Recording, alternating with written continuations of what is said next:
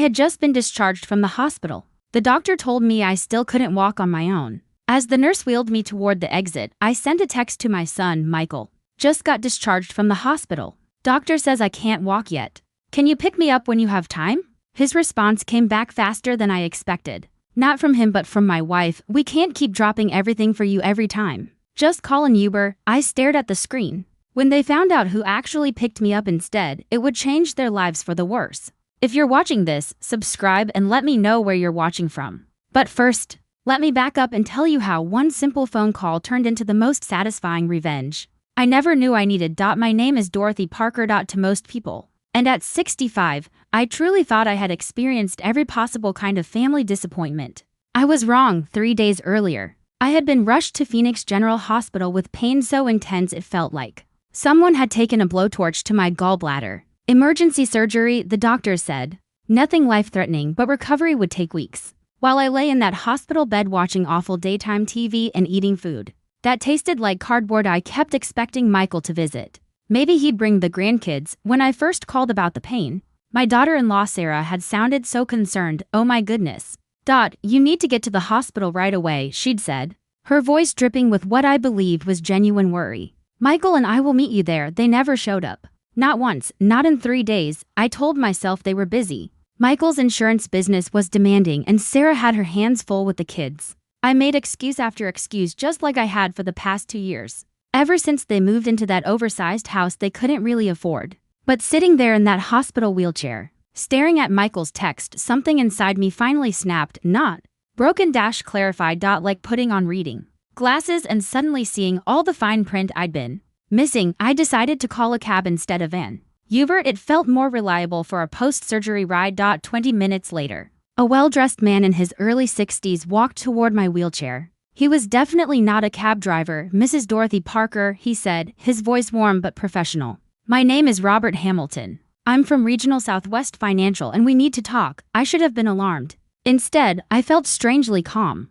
Maybe it was the pain medication. Or maybe I was just too emotionally exhausted to care anymore. If this is about Michael's mortgage. Mr. Hamilton, I said, I'm afraid I'm not in a position to help right now. He looked surprised. Actually, Mrs. Parker, I think you'll find it's quite the opposite. I don't understand, I said as he helped me into his car, a modest Toyota that screamed bank employee, not flashy wealth. Are you here in some official capacity? I'm a regional manager at the bank that holds your son's mortgage, Robert said as he started the engine.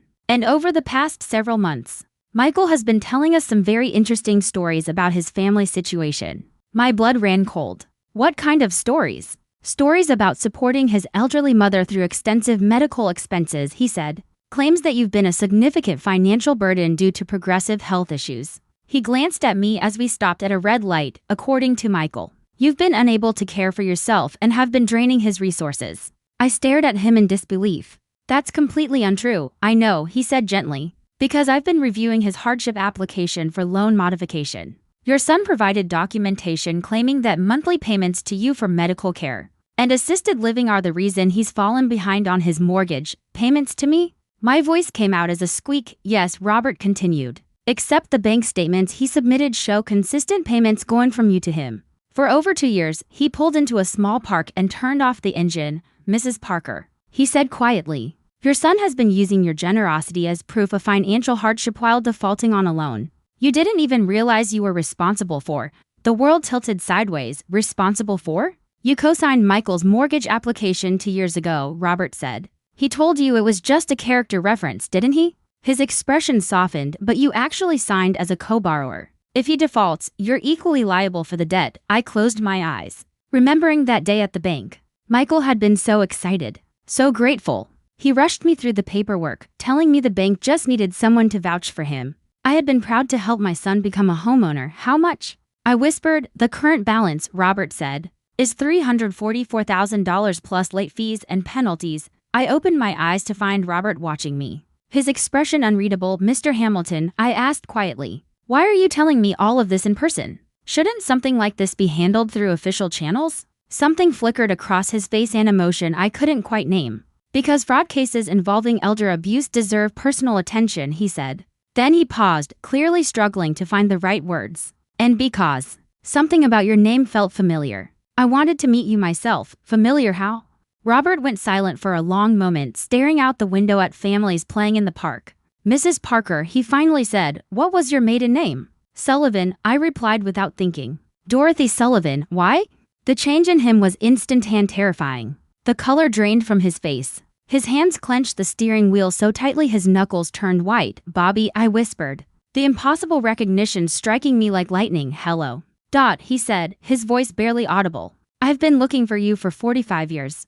The summer of 1980 came crashing back over me like a tidal wave. Bobby Hamilton, half Irish, half Italian, with dreams of changing the world and promises that stretched far beyond the limits of our small Ohio town. The boy I was supposed to meet at Union Station. The man I had planned to marry. You changed your name, I managed to say. Hamilton was my stepfather's name, he replied. I started using it after. He swallowed hard. After you didn't show up that morning, I did show up, I cried.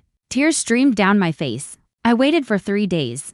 My parents told me you got the job in San Francisco and decided you didn't want a small-town girl. Holding you back, Robert turned toward me fully, his eyes shining with unshed tears. Your father came to see me in Cleveland 6 months later. He said, he told me you had married someone else, that you were pregnant with another man's child. He said you wanted me to leave you alone. They lied, I said, my voice breaking. They lied to both of us. 45 years, Robert whispered.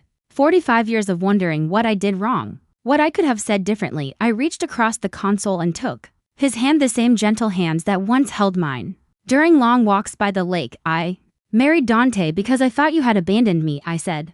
Because my parents convinced me you never loved me at all. I never stopped loving you. He whispered. Not after I married someone else. Not after my divorce. Not after all these years. I never stopped wondering about the girl with the laugh like wind chimes, who was supposed to change my life. We sat there in the car for 20 minutes crying, talking, trying to make sense of for decades of lost time. Finally, Robert pulled himself together and returned to the reason we were there. He said gently. You need to understand something. When I saw the name Dorothy Parker in Michael's file and noticed your former address was in Ohio, I started wondering. When I saw Sullivan listed as your maiden name in the background check, I knew I had to meet you. His voice grew firm. But regardless of our history, what your son has done is serious fraud. He isn't just lying to the bank. He set you up to take responsibility for his debts. What exactly has he done? I asked. He's 3 months behind on his mortgage, Robert explained. He applied for loan modification, claiming financial hardship due to caring for his incompetent mother. He submitted falsified medical records stating that you have dementia and require full-time care. His tone shifted fully back into professional mode, and he used your real bank statements as proof of his expenses, labeling the money you've been giving him as payments for your care. The scale of the betrayal took my breath away. So, when I paid his mortgage, I said slowly, it became expensive home modifications for my disability needs. When I bought groceries, it became specialized dietary requirements for my medical condition. Robert squeezed my hand. He turned your love into evidence of your incompetence. What happens now? I asked. Robert's smile was tight and grim. Now we give him exactly what he's been asking for, a visit from his incompetent mother.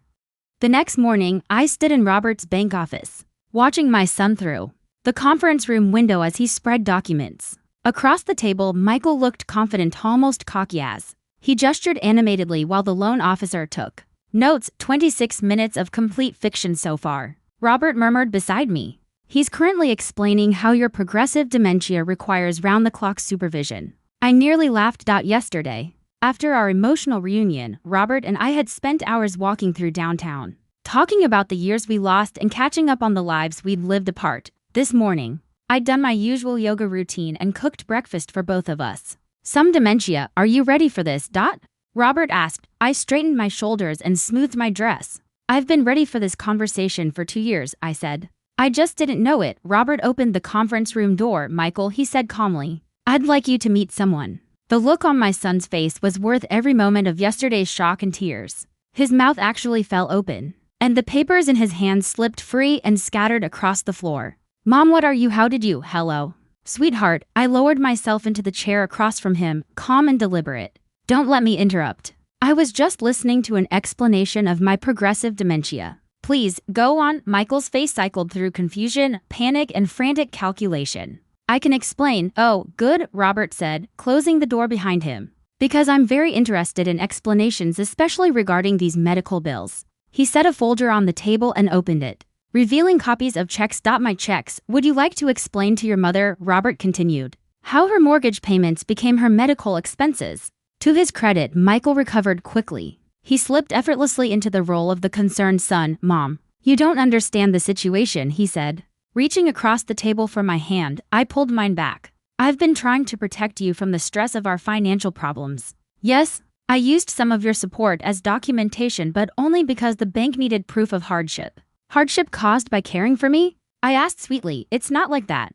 Mom, Robert's voice cut through Michael's stammering. You submitted a loan modification application claiming your mother requires full-time care due to progressive dementia and mobility issues. You also provided medical records stating she's been hospitalized 6 times this year for complications related to her condition. The blood drained from Michael's face. Those aren't falsified, Mrs. Parker, Robert said calmly. Would you like to tell your son what you did yesterday afternoon? I smiled at Michael's increasingly desperate expression. Well, I said, after our conversation, I walked 3 miles through downtown Phoenix with Mr. Hamilton. Then I cooked dinner for both of us and spent the evening discussing literature and banking regulations. I paused. After that, I drove myself back to my apartment complex and took my usual evening walk around the neighborhood. Michael's mouth opened and closed, but no sound came out. Tell me, son, I continued. Which part of that sounds like someone who needs full-time care for dementia? This is all a misunderstanding, Michael said, though the confidence was gone. Mom, you know I'd never intentionally, Sarah, and I have just been so worried about you. Really? I leaned back in my chair. Because when I texted asking for a ride home after surgery, your immediate response was to tell me to call an Uber. That doesn't sound like concern for my well-being. Robert opened another folder. Michael, I have here your original loan application from 2 years ago. Your stated income was $78,000 annually, and your debt-to-income ratio was already at the maximum we typically approve. He looked up. You only qualified for this loan because your mother co-signed. My head snapped toward Michael. You told me I was just a character reference, Mom. Not a character reference, Robert corrected gently. A co-signer. You said the bank just needed someone to vouch for your reliability, I said, my voice rising despite my efforts to stay calm. Are you telling me I've been legally responsible for this debt the entire time? Robert nodded solemnly. Double quotes, Mrs. Parker, you are equally liable for this mortgage. If Michael defaults, the bank can pursue you for the full amount. The room tilted. And what happens if I can't pay? Foreclosure proceedings against both of you. Garnishment of assets including your retirement accounts and your current home. I stared at my son, this stranger wearing Michael's face who had risked my financial security without my knowledge or consent. You made me responsible for a debt that could destroy my retirement, I said quietly. Then lied to the bank about why you can't pay it. It was supposed to be temporary, Michael said weakly. Just until the business picked up. 2 years, Michael. 2 years of lies while I sent you money believing I was helping my family. I stood, needing distance from him. And now you want the bank to believe I'm incompetent so you can modify the terms of a loan. You tricked me into co-signing. Robert cleared his throat. There's more. Mrs. Parker, the falsified medical records Michael submitted constitute bank fraud. Because this involves a federally insured institution, we're looking at federal charges. Michael turned pale. Federal charges. Bank fraud. Falsification of documents. Elder financial abuse, Robert said, counting them off on his fingers. The penalties are severe, especially when they involve exploitation of senior citizens. I watched the realization settle in. The cocky confidence vanished, replaced by raw terror. Part of me wanted to comfort him, to fix this the way I had fixed his problems when he was a child. But the larger part, the part that had been lied to and used for years, felt something I hadn't felt in decades. Power. Double quotes, Mr. Hamilton. I said slowly, what are my options? Robert met my gaze. That depends, he said, on how cooperative everyone wants to be. Michael looked between us, desperation flooding his face. What does that mean? I met my son's eyes and smiled. For the first time in years, I held all the cards. It means, sweetheart, that your life is about to change dramatically. And this time, I'm the one making the decisions. The phone started ringing at 6 a.m. The next morning, Sarah's name flashed on my screen, but I let it go to voicemail. It rang again at 6:15, then at 6:30. By the fourth call, I finally answered. Thank God, Sarah said, her voice breathless with panic. We need to talk. There's been a terrible misunderstanding, has there? I sat up in bed, surprisingly well rested for someone whose world had been turned upside down just 2 days earlier. Michael told me what happened at the bank. That man, Mr. Hamilton, he's obviously confused about the documentation. We can fix this, I almost laughed. Even now, Sarah was trying to control the narrative. Sarah, dear, I was there, I said calmly. I heard every word Michael said. There's no confusion, but you don't understand the pressure we've been under, she insisted, her voice cracking with practiced emotion. Michael's business has been struggling. My maternity leave drained our savings. He was just trying to buy us time by committing fraud, I said evenly, and making me an unwitting accomplice. Silence stretched between us before Sarah tried a different tactic. Look, we know you're upset. But think about Emma and Jake. Do you really want their father facing criminal charges? They need stability. They need their family intact. There it was, the manipulation I'd been blind to for years. Use the grandchildren as leverage. Appeal to my grandmother's heart. It might have worked a week ago, Sarah, I said calmly. Where are the children right now? They're at my mother's house. Just until we sort this out. Smart move. Getting them out of the way before the lawyers showed up. I heard her sharp intake of breath. Because that's what's happening today, isn't it? I continued. Michael's scrambling to find legal representation. How did you? We're family. Sarah interrupted quickly. We stick together through tough times. Funny thing about family, I said, walking into my kitchen to start the coffee. I thought it meant honesty, respect, and not using your mother as collateral for criminal activity. I paused. Tell Michael I'll be at the house at 2 o'clock this afternoon. We need to discuss my options. Your options? Sarah repeated. Mr. Hamilton was very enlightening about what cooperation might look like. I replied. Apparently, the bank is willing to consider alternatives to prosecution under certain circumstances. I hung up and immediately called Robert. Good morning. He said warmly, the affection in his voice making my heart skip. I trust you slept well. Better than I have in months, I said. Sarah just called with the predictable damage control script. They want to meet this afternoon. Perfect, Robert replied. Are you ready for phase 2? What exactly is phase 2? We teach your son what consequences actually look like, he said, satisfaction evident in his voice. And maybe if we're lucky we save his marriage and his children's stability in the process. At exactly 2 o'clock, I rang the doorbell of the house I had unknowingly helped purchase. Sarah opened the door, eyes red-rimmed, clutching a tissue. Double quotes. I'm so glad you came, she said, ushering me inside. Michael sat hunched over his laptop, probably researching criminal defense attorneys. We've been up all night trying to figure out how to fix this. The mess you created, I corrected, settling into the armchair that had once been mine. I know I messed up, Michael said, finally looking up, his face haggard. I know you're angry, but we need to work together. That banker is trying to destroy our family. Robert Hamilton is trying to collect on a legitimate debt, I replied calmly, that you defaulted on while committing fraud. I opened my purse and pulled out the folder Robert had given me. Speaking of which, I have some questions about my financial liability. Sarah and Michael exchanged nervous glances. What kind of questions? Sarah asked carefully. Well, I said, opening the folder and pretending to study the documents. Since I'm listed as a co-borrower on your mortgage without my knowledge, that makes me responsible for the debt. Michael swallowed. But it also gives me certain legal rights, I continued, including the right to take possession of the collateral property to protect my interests. Michael's face went pale. What does that mean? It means, sweetheart, I said gently, smiling at their horrified expressions, that if you can't pay the mortgage, I can assume the payments myself. I closed the folder. And since my name is already on the loan documents, I can take ownership of the house to prevent foreclosure. You can't do that, Sarah whispered. Actually, I can, I replied calmly. And considering I've been subsidizing your mortgage payments anyway, it wouldn't change much financially for me. I leaned back in my chair. The only real difference is that you'd need to find somewhere else to live. Michael jumped to his feet. Mom, you can't throw us out of our home. Your home? I raised an eyebrow. The home I unknowingly co-signed for? The home I've been supporting while you lied to federal banking authorities about my mental competence? Sarah began crying in earnest, but I'd seen this performance too many times to be moved. However, I continued.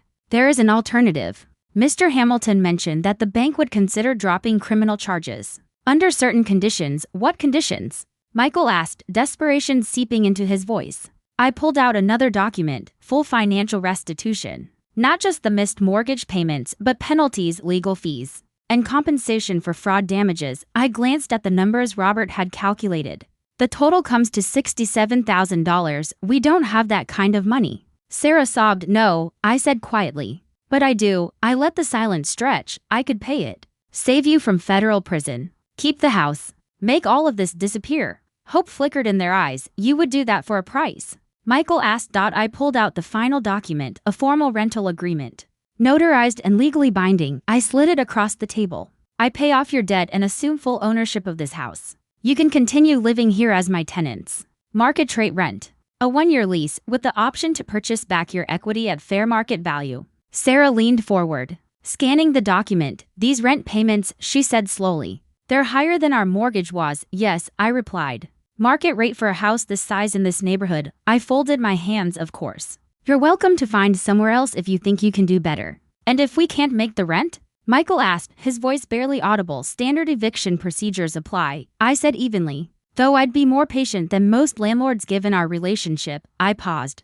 Assuming our relationship survives this, you're blackmailing us. Sarah said quietly, I'm offering you a way out of federal prison and foreclosure. I said pleasantly. The alternative is watching Mr. Hamilton proceed with criminal charges while I exercise my cosigner rights anyway. I shrugged. Same outcome for you, except Michael gets a felony record. The grandfather clock in the corner, another gift from me, ticked loudly as they considered their options. There's something else, I added. Opening my purse again, Michael stiffened. I had an interesting conversation with Mr. Hamilton about the bank's investigation. What investigation? Michael asked, his face draining of color. When banks discover fraud, they're required to review all related accounts, I explained. So the team has been examining your complete financial history with Regional Southwest. I pulled out a printed report. Turns out this isn't the first time you've been creative with documentation. Sarah grabbed Michael's arm. What is she talking about? Your business line of credit application from 18 months ago, I said. The one where you claimed I was a business partner contributing startup capital. Michael looked stricken. Except I never contributed any startup capital, I continued. You used my bank statements showing mortgage assistance as proof of business investment. Oh God. Sarah whispered. Two separate incidents of fraud involving the same victim, I went on. The prosecutor says that establishes a pattern of criminal behavior. Makes plea bargaining much more difficult. I folded the report and slipped it back into my purse. Unless, of course, the victim testifies that she was a willing participant who simply misunderstood the arrangements. Michael's hands were shaking now. What do you want, Mom? I looked around the room at the life they'd built with my money, furnished with my gifts, secured by my unknowing signature. I want what I've always wanted, Michael, I said quietly. I want to be treated with respect. I want honesty. And I want my family to stop seeing me as their personal bank account. I met his eyes. And if you sign this agreement, Mr. Hamilton receives a letter from me, stating that all financial arrangements were made with my full knowledge and consent. I let the words settle. The investigation closes. The criminal charges disappear. And we start over with a clear understanding of everyone's role. Sarah reread the rental agreement, likely calculating just how trapped they were. This is insane, she said. You're our family, not our landlord, Sarah. Dear, I said, standing to leave. You made that choice when you decided I was too much of a burden to pick up from the hospital. 3 days later, I met Robert for coffee at a small bistro downtown. He was already there, relaxed, scrolling through his phone. Good morning, he said, standing to greet me with a brief, warm kiss on the cheek. You look remarkably well for someone who supposedly requires round-the-clock care. I laughed as I took the seat across from him. Amazing. What dropping fraudulent family members will do for your health. I accepted the coffee he'd already ordered. Any word from Michael's attorney? 3 calls yesterday, Robert said, all begging for meetings to discuss resolution options. Robert's smile was quietly satisfied. Apparently, your rental agreement was very motivating, he said. They signed it this morning, notarized and filed with the county clerk. You're officially their landlord now. He lifted his coffee cup. Congratulations on your new investment property. I should have felt triumphant. But something tugged at me, Robert, I said slowly. Can I ask you something personal? Of course. How did you know it was me? I mean, Dorothy Parker isn't exactly a rare name, and Sullivan isn't unique either. Robert set his cup down carefully. Your address history and your credit report, he said. You lived on Maple Street in Millfield, Ohio. Until 1982, my heart skipped. You lived on Oak Street, I said softly. 3 blocks away, his smile turned tender. I drove past your house for months after you married Dante, hoping to catch a glimpse of you. I memorized that address 45 years ago. I can't believe we found each other again. I whispered, reaching across the table to touch his hand. I can't believe I almost missed you. Robert laced his fingers through mine. If Michael had been honest on his loan application, if he hadn't committed fraud, we never would have crossed paths. I let out a quiet breath. So? In a twisted way, I should thank my son for lying to federal banking authorities. I prefer to think of it as destiny finding a way. Robert said. His eyes held the same warmth I remembered from our youth, though I had to admit, the circumstances were far less romantic than I'd imagined. We spent the next hour talking about the years we'd lost. Robert told me he'd married his college girlfriend in 1983 and divorced 15 years later, when they finally admitted they'd never been happy. No children. His ex-wife hadn't wanted them, and he'd convinced himself he didn't either. I think I was afraid, he said quietly. Afraid that loving children would somehow betray what we had. Ridiculous, but there it is. I told him about Dante, a good man who gave me stability and 2 children, but never the fierce, consuming love I'd shared with Bobby Hamilton in the summer of 1980. I told him about raising Michael and his sister, Jennifer, about losing Dante to cancer 5 years ago, about the slow realization that my children had begun to see me as a responsibility instead of a person. Jennifer lives in Seattle, I explained. We talk once a month. She has her own life. She never asks for money, never needs favors, distant but respectful. And Michael was my baby, I continued. My charming, irresponsible baby. The one I kept enabling because I couldn't bear to let him fail, I sighed. I suppose I created this situation as much as he did. No, Robert said firmly. You loved your son. He chose to exploit that love. There's a difference. My phone buzzed on the table. Michael. Mom, can we talk? I've been thinking about everything you said, and I want to make this right. Not just the rental agreement, everything. I want to be the son you deserve. I showed the message to Robert. He read it, eyebrows lifting slightly. What do you think? I asked. I think he's had 3 days to realize federal prison isn't an appealing option, Robert said dryly. Then his expression softened. But people can change. Sometimes a crisis forces growth that nothing else can. Should I respond? That depends, he said. Are you ready to find out whether this is genuine remorse or just another attempt at manipulation? I stared at the message for a long moment, then typed back, come to my apartment tomorrow at 7 p.m. Come alone. We'll talk. The next evening, Michael stood at my door holding a manila envelope, wearing an expression I hadn't seen since he was 12 years old after he'd broken my favorite vase. Hi, Mom. His voice was subdued, respectful in a way it hadn't been for years. Come in, I said, stepping aside. He entered the living room, recently redecorated with Robert's help over the weekend. Can I get you something to drink? Just water, please. He perched carefully on the edge of the sofa, clutching the envelope. When I returned with his water, he looked up at me with eyes that were genuinely remorseful. I owe you an apology bigger than words can express, he said. What I did, lying to the bank, forging medical records, putting your financial security at risk, it was criminal. Literally criminal. He swallowed hard.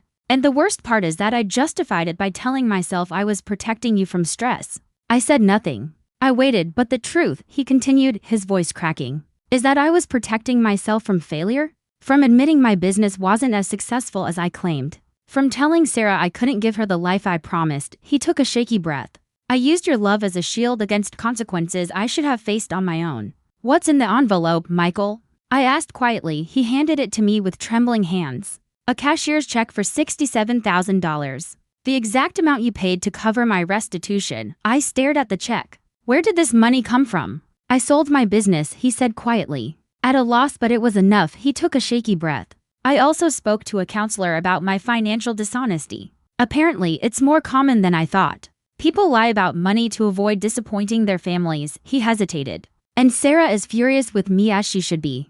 We're in marriage counseling now, trying to see if we can rebuild trust. He met my eyes, just like I'm hoping we can rebuild trust. I looked at my son, really looked at him, and saw something I hadn't seen in years. Accountability, growth, the possibility of real change. The rental agreement still stands, I said firmly. You'll continue paying market rate rent, and you'll earn back the right to call this house yours. I understand, but I continued, I'm willing to talk about a path back to family. Real family built on honesty and mutual respect. Relief washed over his face. Thank you, Mom, he said softly. I won't waste this chance. 6 months later, I stood in my kitchen, the kitchen of the house I now own, preparing Thanksgiving dinner. The rental arrangement had worked better than anyone expected. Michael and Sarah had become respectful tenants, always on time with payments and careful about boundaries. More importantly, they had become honest family members. Robert was in the living room teaching my 7-year-old granddaughter, Emma, how to play chess, while 9-year-old Jake showed him something on his tablet.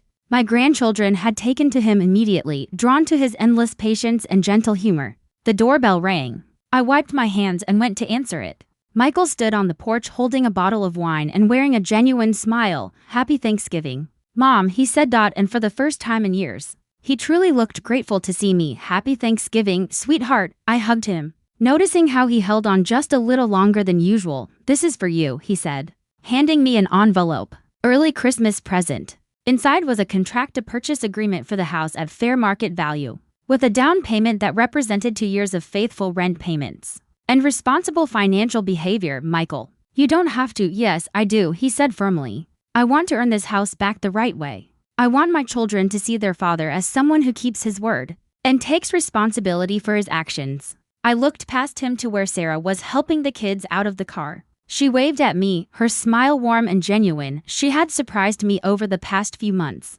revealing a backbone I hadn't known she possessed. Once she stopped covering for Michael's lies, she became a woman I genuinely respected. We'll talk about it after the holidays, I said, linking my arm through my son's. Robert's been looking forward to meeting your family properly. As my family gathered around my table in my house, by my rules, with my chosen partner at my side, I thought about the girl who waited at that train station 45 years ago. She never could have imagined this life, but I think she would have been proud of how the story turned out. Later that evening, as Robert and I washed dishes together, he smiled. You know, he said, when I decided to personally investigate your son's loan application, I never imagined it would lead to this. Fate has a sense of humor. I agree, I said, handing him a wine glass to dry. Though I still think you're slightly crazy for driving Uber on weekends, Robert laughed. Regional bank managers don't make as much money as people think, and I like meeting people, hearing their stories. He set the glass down and turned to face me. That day, when I saw your pickup request and recognized the name,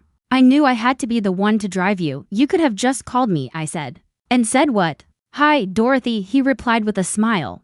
This is the boy who was supposed to marry you 45 years ago. And by the way, your son is committing fraud. He shook his head. I needed to see you first, to know if you were happy, if you'd had a good life without me. And what did you decide? I asked. That you were lonely, that your family was taking advantage of your generosity, and that you were still the strongest, most beautiful woman I've ever known. He reached into his pocket and pulled out a small velvet box. Which brings me to something I've been wanting to ask you. My heart stopped. Bobby, I whispered. I know we're not kids anymore, he said softly. I know we've both lived entire lives since we last saw each other, but I also know that some things are worth waiting for. He opened the box to reveal a simple, elegant ring. Dorothy Sullivan Parker, he said softly. Will you marry me? I stared at the ring through tears of pure joy. Are you sure? I asked. I come with a complicated family, rental properties, and a granddaughter who cheats at chess. I come with no family at all, he replied gently. A modest savings account, and an unfortunate tendency to work too much. Robert's smile was radiant. I think we balance each other perfectly.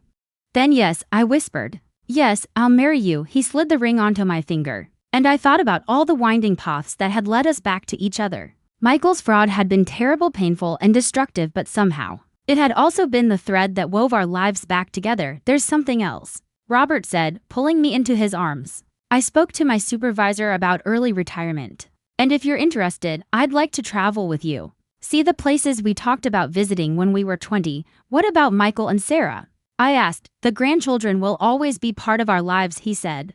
But we've waited 45 years for our second chance. I don't want to waste another day. I looked around my kitchen and thought about the family gathering we'd just hosted, the respect I'd earned, the love I'd found again. For years, I had felt invisible, taken for granted, useful only for the financial support I could provide. Now I was a woman who owned property, commanded respect, and was loved for exactly who she was. A woman who had learned to value herself enough to demand that others value her too. When do we leave?